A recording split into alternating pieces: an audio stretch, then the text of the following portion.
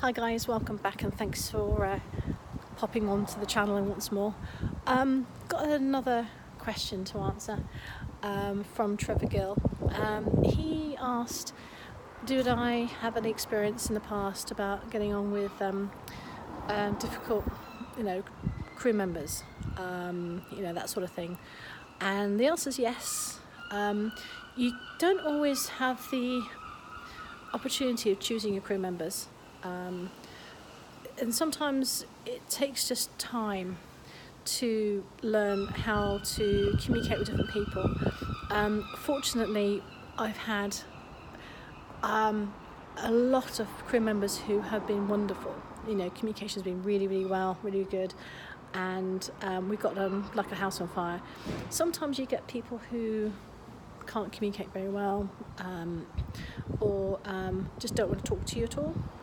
Which is fine, Sometimes you might find one who is very immature and just mucks around. Generally, the ones I've had personally are quite intensive, very black and white, and need to get the job done.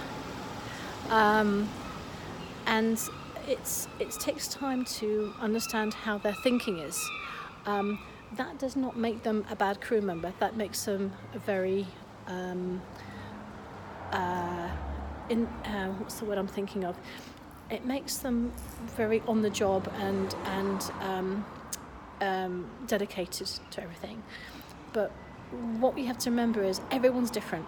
Okay, so if you find someone like yourself, you said, Gil, that you didn't get on well with somebody, and somebody who didn't get on with somebody, and it got to the point where they were reduced to tears, that's really, really unfortunate.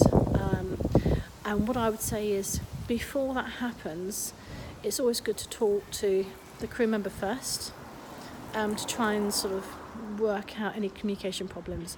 If that doesn't work, and it's really bad, it's a bad vibe between the two people, then the next protocol is talk to the OO, talk to the manager, and say there's a little sort of communication issue or work-related issue.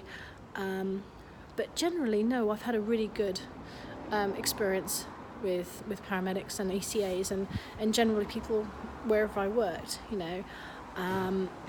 And when you get somebody who's with you all the time, the initial the couple of weeks when you start learning each other's way of working, how you communicate and the thought process, that can be a bit difficult because you don't know the other person. It's completely, you have to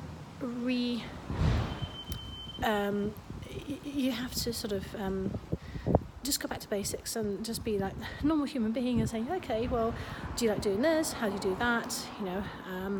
And sometimes if you get the way they communicate and you sort of do it slightly differently and they didn't like it, so then you think, okay, well, how could I make it better? It doesn't take days, it doesn't take weeks. Sometimes it can take months to be really in tune with somebody who's different for your permanent crewmate. And sometimes you just don't gel at all, which is completely okay as well. No two human beings are the same. And at the end of the day, you if you physically can't get on with somebody, and you think that actually I don't want to work with this person anymore, that's completely okay too. But what I would say is, before it gets to that point of having bad air, talk to the person, and if that doesn't work, then talk to the person above you, your manager, and then hopefully work something out. But it's all down to communication at the end of the day, I think. All right, well, I hope that's answered your question. If it doesn't, give me a shout and I'll try and answer a bit more. Okay, stay safe, take well, and I will see you soon. Bye bye for now.